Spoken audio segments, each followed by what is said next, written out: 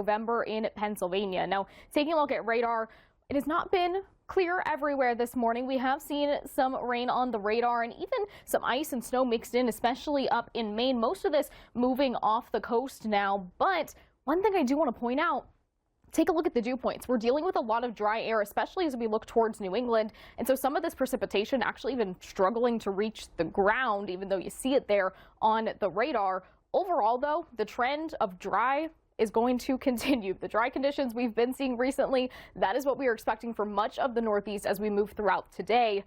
There are some changes on the way, though.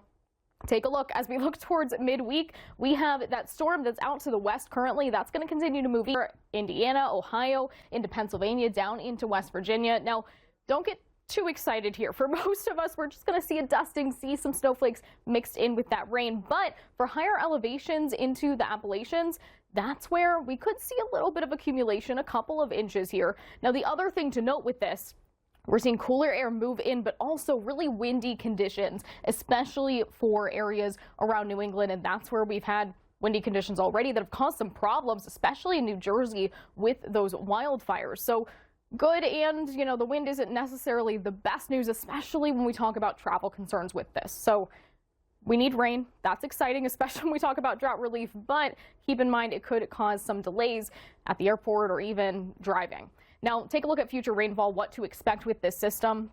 Rain for just about everybody, and especially good news, like I mentioned, when we talk about looking at New Jersey, that border with New York. We're not seeing necessarily significant rainfall, but we will take what we can get, especially if you really need it when you're brushing your teeth. Now, taking a look at temperatures for today, still trending a little bit warmer than historical averages, than where we should be for this time of year. But take a quick look at New York City at this 5-day. We are going to see temperatures